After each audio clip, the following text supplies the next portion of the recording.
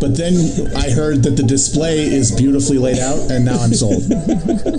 This reminds me very strongly of like when I used to watch Fox News for a living, and like at least 50% of the adverts were about like services of internet for old people. There's this thing called HughesNet, and it's like you can shop, you can talk to your family and stuff, and it's just like so obviously designed for people who have never learned how to double click on a mouse. It's like exactly what this is. It's like the Cinco product from Tim and Eric. That's the internet, but it's just on a CD-ROM. It's just a CD-ROM you put in your computer, and you're like, chat, talk, detach, exclusively available on the Jitterbug. Guys, no, but seriously, don't you wish there was a way of searching your email inbox for documents that you sent? It's kind of amazing. It's impossible. I'm losing documents. I'm always losing documents. My wife is always like, what? I told you I was going to go on vacation with my chiropractor platonically. I sent it an email to you, and I'm like, I don't believe you. And I can't search my email. I'm just unable to search my email, and she goes on vacation with him. That is Detach and the state of Never Trump. Never Trump is gay. That is the state of Never Trump is gay. I think that's just what we should call it from now on. Here's something that we should talk about. You might say, let's talk about. And I'm referring, of course, to the article on Wonkette this week by Rebecca Schonkampf, aka Commie Girl 1, entitled Let's Talk About Juanita Broaddrick. Now, this article would have been better if it had just been followed up with the end of the article should have just said, let's not. And then they should have just published that and moved on. But no, actually, Rebecca went on at length about Juanita Broaddrick. By way of background, BuzzFeed did a big profile of Juanita Broaddrick this week, in which she brings up her claim that Bill Clinton raped her, which she has maintained for many years now. It's been out there for a long time, but of course he's back in the news, and she's becoming something of a, she is wants to get out there and tell her story to sort of counter the Clintons or whatever. And of course Wonkette felt the need to address this, a tough issue for anyone to talk about. I don't think we should get into whether you believe Bill Clinton raped anyone or not. You can draw your own conclusions based on the public record. But I don't know. This came up because something I did earlier in the year. I said, what's the most reactionary position we can get Clinton supporters to defend before the primary is over? And I guess the primary is over, so it doesn't really count anymore. But basically what Rebecca did in this article answered my question fairly convincingly, would you say? Yeah. I'm rereading it again now, and I'm getting mad. I'm getting mad online. It's actually quite infuriating. It's a really bad article. It's really bad. And it's the kind of thing you can only write when you're the publisher of a website. Like, if anyone else had written this, it would have basically ended their career. But let's just... sorry. No, Libby, go ahead. No, it's just, the thing about it is that, I guess the impulse is good to actually address the allegations rather than just ignoring it. That's fine. And she says some reasonably okay things, like that, she understands why people would believe her, and, she probably does, could believe her. But then it seems that her conclusion is, but I don't care because it's Bill Clinton. I don't care because, she says, I can see your nice grandpa doing that back then. Isn't that the whole fucking point about, the discussion about rape culture these days, is that things were different back then, and that we're supposed to put the critical lens that we have on it now back on stuff that, they didn't have the same... consciousness. Exactly, yeah. They didn't understand as much about it then. So, it's the most backwards way of looking at it. It's the most, and again, it would never be applied to anyone else. That standard would never be applied to anyone else. It is just because it's Bill Clinton and because she likes Hillary Clinton. It's unbelievable. Look, I've seen a lot of people criticizing Rebecca. Just say Commie Girl 1. Commie Girl 1. AKA Commie Girl 1, AKA... Do you think the original Commie Girl is pissed off that this has happened? She's definitely... Look, first of all, I want to talk about this article's good points. 1, she forgave Bill Clinton on behalf of Juanita Broaddrick. This shows a lot of personal growth and maturity, that Rebecca forgave Bill for raping another person. This is kind of, you see why she's the editor and other people are just writers. There's like kind of a maturity that comes with that job. 2, this also shows maturity because if you read Rebecca's other articles, they're like, the LOL cat fail win Jill Stein epic fails. Can I has a Supreme Court she called justice Jill Stein a cunt earlier called Jill this Stein a week. cunt, but it's like mostly like talking about like Supreme Court nominations in LOL cat language. So It's like, in that Wonkat House style. Here is how Rebecca introduces her thoughts on what is, a very sensitive issue. She writes, "Here are a few quick thinkerings." Oh god. Okay, yeah, all right. So painful. Whenever I read that, I think I want to keep reading this I actually person. want to read this. They've established trust that as me as a reader, they've established trust that they're not a moron. They're going to treat this very and that they have sensitive. something that I want to know. They're going to treat this very sensitive issue with the respect and thoughtfulness that it deserves. Yeah, it gets really weird later on when she says it doesn't even necessarily make him a bad feminist. Later once he stops doing that. Okay, we just need to quote this in its entirety because it's extraordinary. She writes, "To sum up, I think Bill Clinton could very well have raped Juanita Broaddrick. That doesn't make him an evil man or irredeemable." And then in parentheses, she says, "I'm Catholic. We're all forgiven if we're sorry." And Broaddrick says that Bill Clinton personally called her up to apologize. It goes on. It doesn't even necessarily make him a bad feminist. Agreed. Later, once he stops doing that. Okay, so am I does that mean that once you stop raping a person, like once you finish the act of raping a person, you then can go back to being a feminist? Like, is that what that means? Well, if you apologize and don't do it again. If you apologize, I think there's like a decent interval, like maybe 6 weeks. Especially if you give a little money to Naro. Right. It has to leave your bloodstream. And if you amplify a woman's voice, if you leave think your about, bloodstream like THC, and then you're a feminist again. I'm glad Libby said that being a feminist is kind of like a steroid cycle. You can do like 6 weeks of feminism, which is like doing 6 weeks of Tren, Clem, or Nandrolone. And you get all the gains, which gains in this case equal empathy. Now, you get off the cycle, and when you're off the cycle, you may rape Juanita Broaddrick.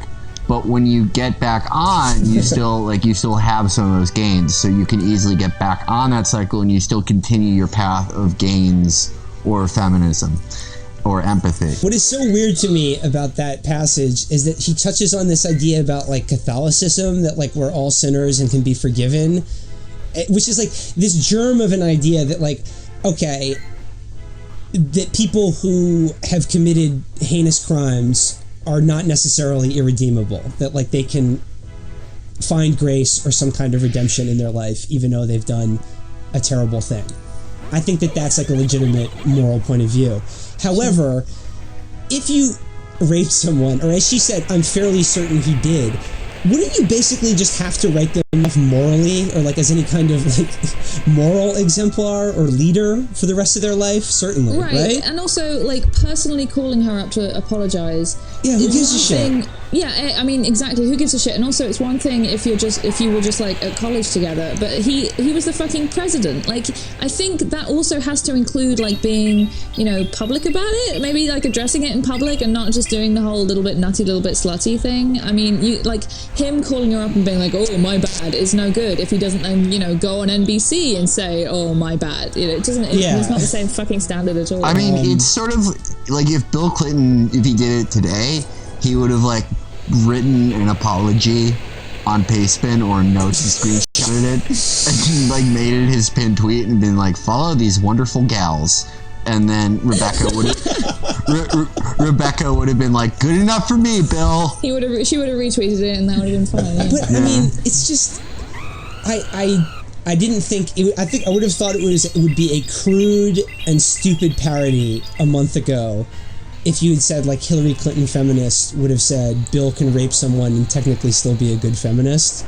But here we are. No, I was going to say it's weird because, I've read other Clinton supporters kind of dealing with the Broderick thing. There was Amanda Marcotte back in January, and there's, Eric Boehlert has written about it too. But they never go as far as to say, yeah, he did it, but it's fine if he did now. They always just, go with the whole, well, it's unproven, or, I seem to remember Amanda not believing when you said Juanita Broderick was too close to all these right-wing operatives who tried to take advantage of her. So, Amanda Marcotte came very close to saying, I don't believe her. Well, she said it was thoroughly investigated in the 90s. There is simply no evidence one way or another to tell if it was a sincere accusation or yet another incident of a wild-eyed Clinton hater. Okay. Wild-eyed. Not all rape allegations are the same, she says. Thank you, Amanda. The person that I look to evaluate the criminal justice system through Clinton derangement syndrome is the woman who willfully got a ray gun tattooed on her arm forever. Stop. That's doxing. Do not do that. I'm sorry. I'll do better soon. Noah Berlansky, I'm sorry. So, again, Rebecca said, let's talk about Juanita Broderick. Rebecca, let's not. You really shouldn't have talked about Juanita Broderick. You really should have kept these thoughts to yourself. So yeah, we should have done this story last because there's actually no way to segue out of it. But let's talk about freedom in America. Let's talk about the state of freedom in these 50 states, in this American life. And I'm referring, of course, to the Cato Institute's annual Freedom in the 50 States ranking of all the 50 states by the policies that shape personal and economic freedom. Gotta love it, brother. Gotta love it, brother. Cato Institute. Really exciting to be able to look up how free you are in one easy place. Now, I am broadcasting from New York State. Let's look this up real quick on the map. Hold on a second. What? Ranking overall 50. New York is the least free state in the country again? I'm gonna fucking kill myself. I'm going to kill myself. I am going to kill myself. We smuggle Chapo out of the state on like a microfilm every week. Yeah. It's like East Berlin. Me and Will are making a seastead. I'm looking down. Wait. You need to read their policy recommendations for New York. Yes. The policy recommendations are incredible. I mean, New York being 50th is one thing, but their recommendations for making it just that little bit more free are to cut spending on hospitals, housing, libraries, public welfare, sanitation and sewerage. Double check. Public transit, employee retirement, and miscellaneous. Get that stuff out of there. All those people with no access to healthcare and housing are going to be free as hell. So if you're wondering why you felt so unfree in New York, it's that your shit is whisked away from you by your toilet. That's what's making you feel so damn oppressed. Libby, I'm looking at the policy recommendations and I'm thinking to myself, I've lived in New York City my entire life, and if there's one thing I've had too much of, it's sanitation, sewage, and public transit. We spend way too much money on all those things. If we just turned it over to the private sector, we would be living in a utopia, or at least a less coin-operated toilets. It's fucking oppressed by Make it libraries. What do they have against library? How much money are we spending on libraries? I don't know. Too much. A year. Any money is too much. Libraries are by definition just an affront to them because you go there and they give you a book for free. It's just their brain short circuit. They can't process. There are barely no Barnes and Nobles left in New York either. That's also terrible. You can't even pay for books anymore. We spend $80 billion a year on libraries in Brooklyn alone. If you add it up to the entire city, the state of New York spends $2 trillion on libraries every year. If you just uncuck the tax disbursements, you have to uncuck the data. Do the math. Okay. How many kids are there in New York? 500 million. We have to pay a tax per kid of $2 a year. Add that up. How much is that? That's $1 trillion. And then they give you a processing fee, which is $1. That's $2 trillion. We're paying $2 trillion for all these libraries so the kids can rent Beetleborgs comic books? No, thank you. Libby, I'm also looking at the policy recommendations here, and it also says abolish rent control. Yes, if there's one thing I'm impressed by in New York City, it's the ability to afford the apartment I live in. It's the single most crushing form of oppression that I face is being able to pay rent in New York City. Yeah, I'm pretty disgusted that your landlord doesn't have the ability to charge, $7,000 for a closet. That's his right as an American to do that. If I was a landlord, if they got rid of it, every building would have 15 doormen who all knew Hamilton by heart and rapped it for you every time you came home. It says one more. It'd be amazing. One more prescription. It says slash tobacco taxes, which are so high as to be almost tantamount to prohibition. Now I know Felix, you feel me on that one, right? I actually get the cigarettes without tax stamps, and if they lowered them, then I would be probably paying like $10 a pack, and I pay $8 a pack, and because it would take out the incentive to break the law, so actually keep them very high. So I keep getting them without tax stamps. I have lived in New York my entire life, and we need more people smoking, less public transportation, and sort of like a la carte public services like sewage, fire, and Uber for shit. Yeah, that sounds good. Yeah, that I can agree with. That I can totally agree with.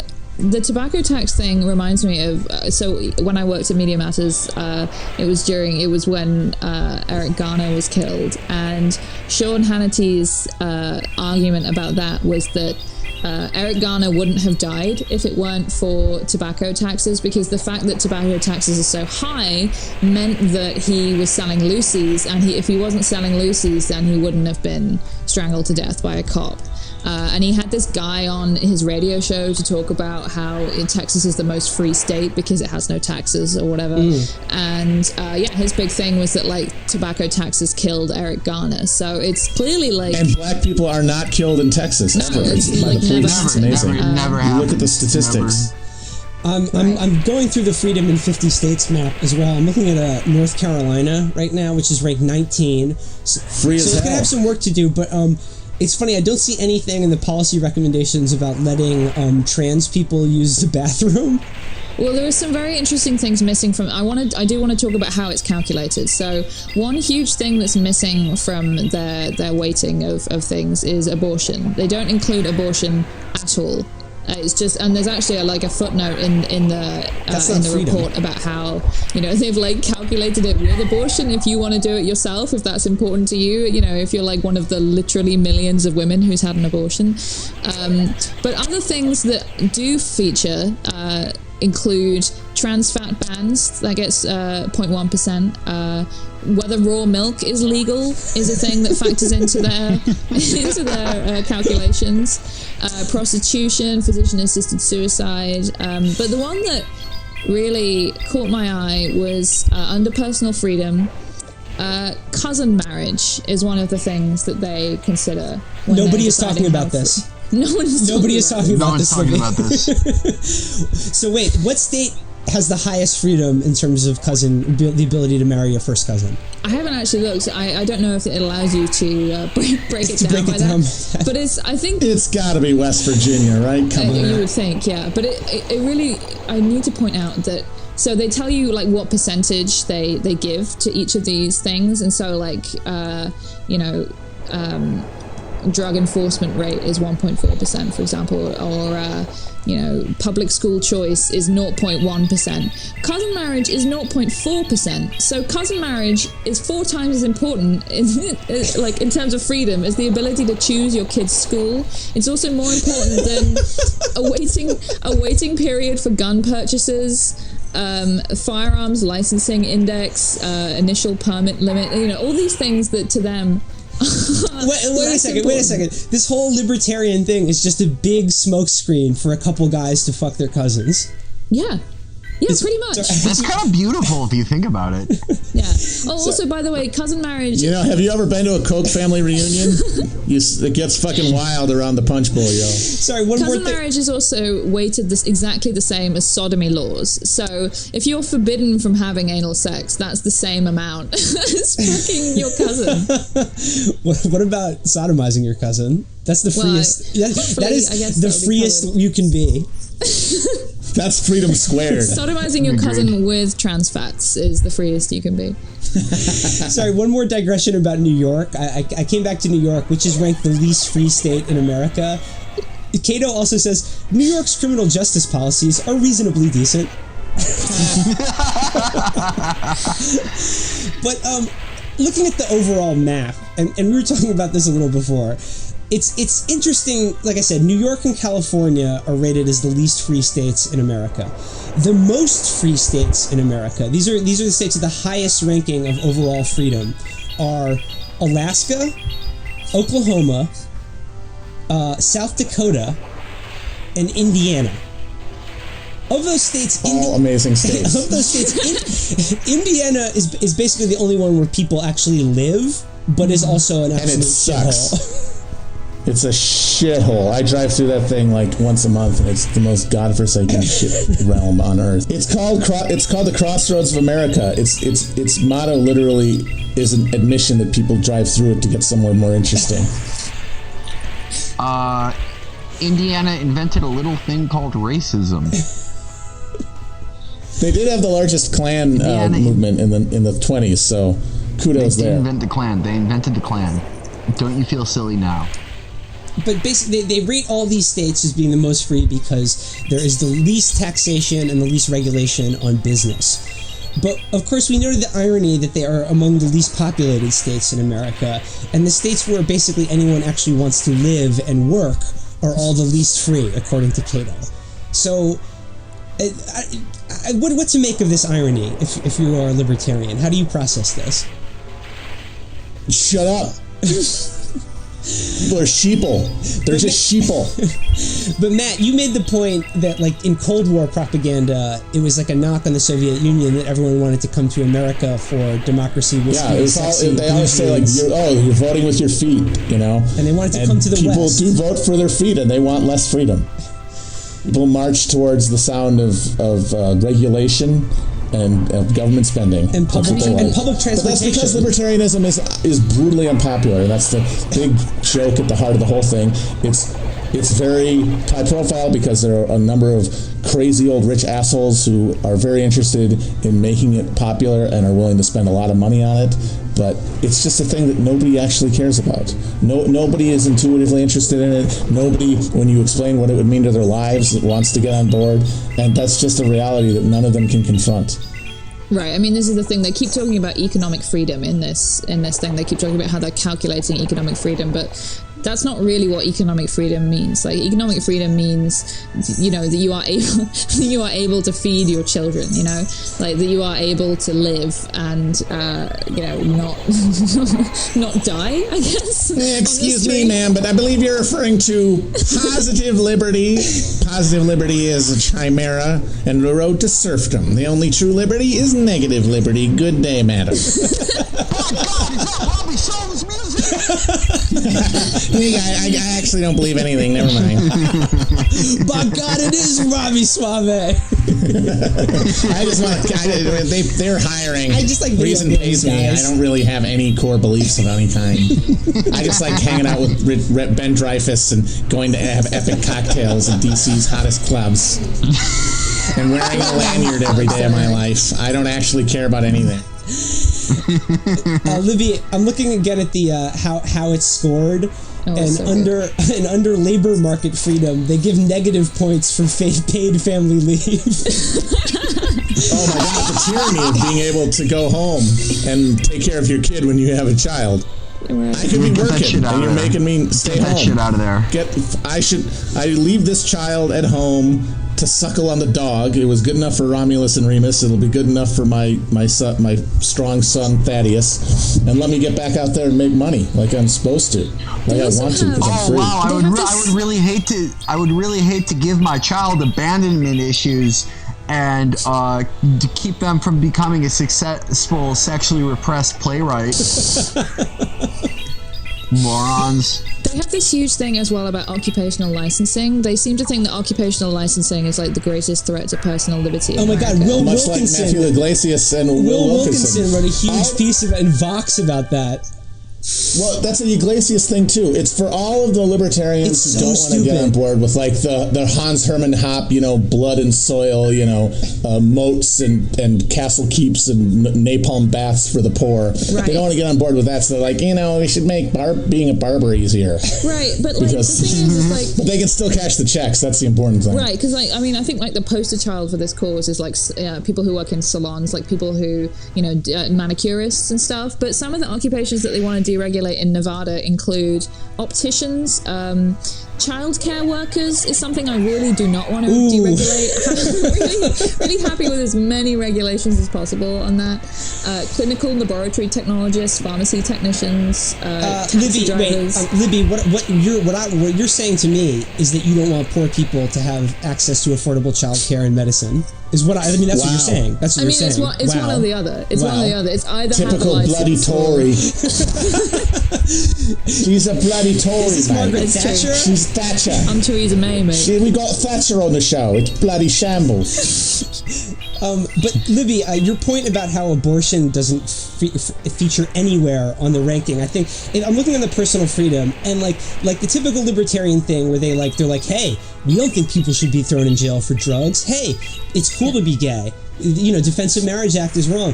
But Right. all these things are essentially, I know women go to jail too, but these are very male. It's just like, it speaks to how male-oriented the libertarian worldview Right. is, that nothing related to the being a woman features in this at all. Right. Well, actually, something I need to point out as well that I think Felix will appreciate is if you download the PDF version, there's like a little acknowledgement at the front. It says, "To Jennifer and Mary, our respective partners in life, mothers of our children, and two who sacrificed countless nights and weekends for this 4th edition." I really feel like they shouldn't have bothered. they shouldn't have sacrificed those nights.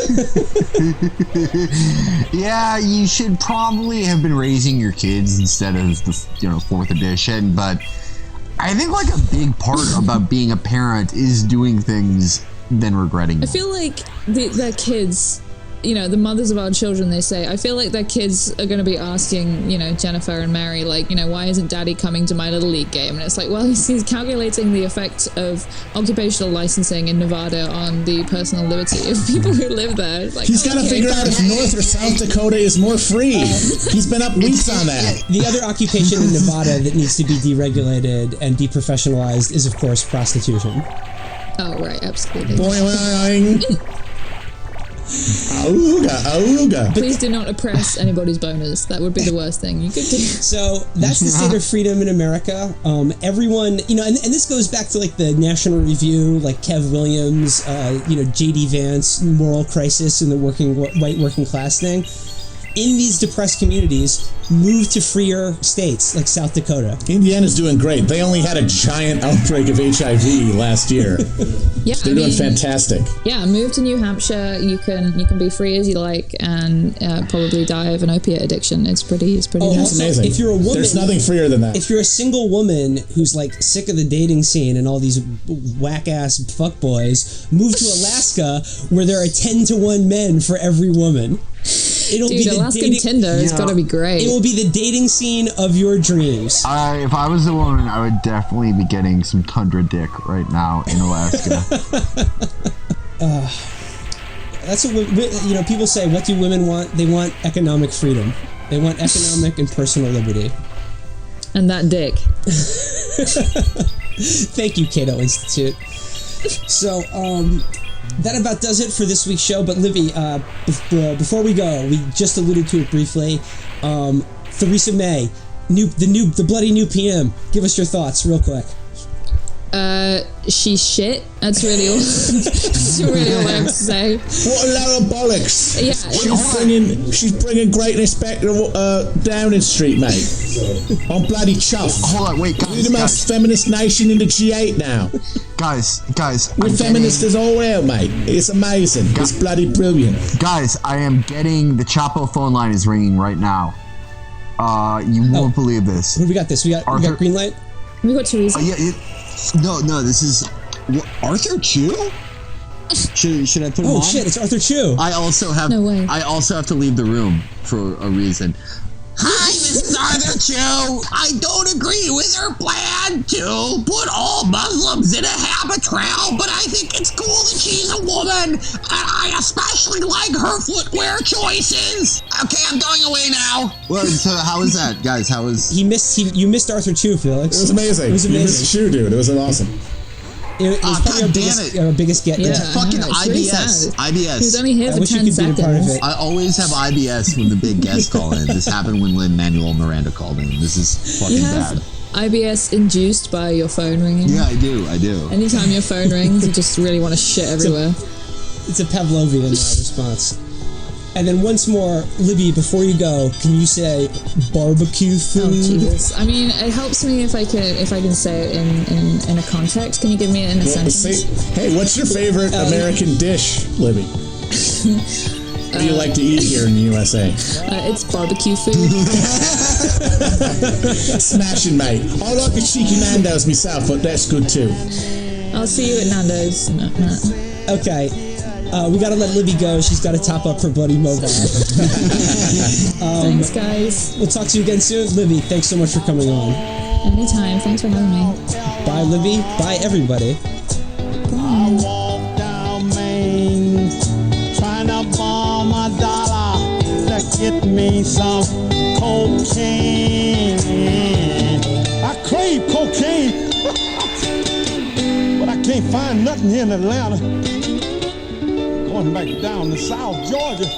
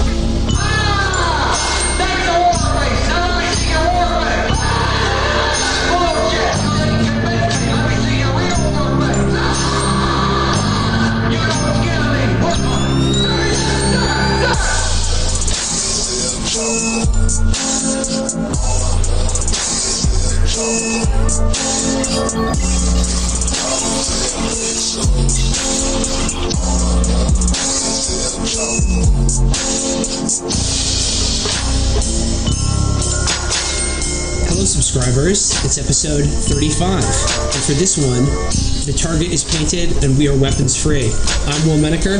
Joining me is Felix Peterman. Hello, everybody. We are now speaking from my apartment where the 20-year-old cat, Ernest, took a massive shit. Sort of like when Christopher Moltisanti got made and there was a black crow in the window. The cat taking a shit portends our peak, which is now, just like Christopher getting made, and our eventual downfall comes in here when all of us succumb to K2 addiction. Felix Peterman and, of course, Matt Chrisman. Roger Wilco, we have target acquired. I am go for launch and also infill. Incel? Yes, infill. And, of course, we're talking like this because we are joined by a special guest for episode 35, Adrian Bonenberger. What's going on? Hey, thanks for having me on the show. Our pleasure. Adrian is a writer, he's a journalist, but most importantly, he's our first troop American to guest on the show. It's very triggering for me to hear you guys refer to me as a troop or a veteran, so if you could just not do that for the rest of the show. I know that undermines the premise, but, I'd appreciate it. I don't think it'll come up again, don't worry. And Adrian, you just to let you know, we are going to have a cartoon boing sound effect after your name every time it's said. And Adrian, one last thing. That's some really nice valor you got. It would be a shame if I stole it. I can feel my valor being stolen right now, and I do appreciate that. To the Golden Corral!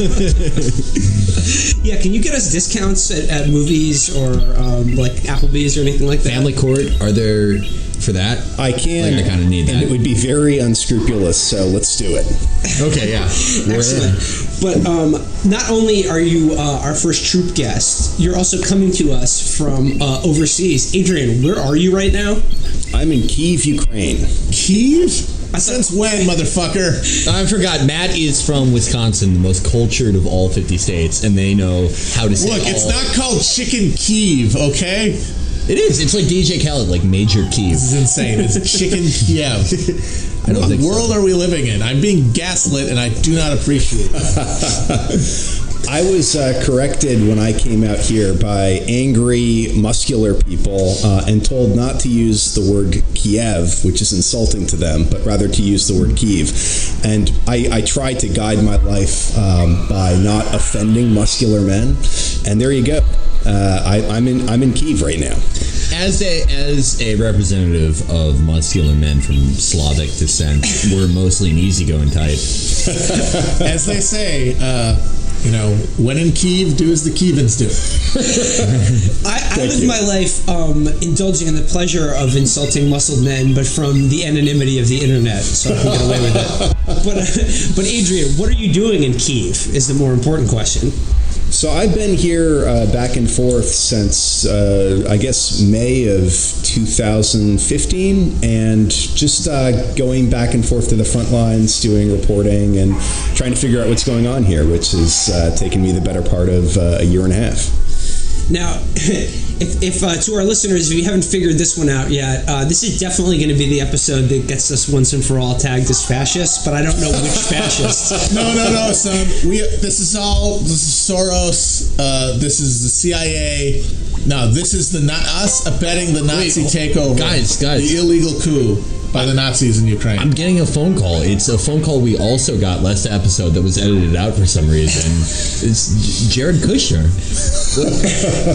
Hello? I just want everyone in Ukraine to get circumcisions.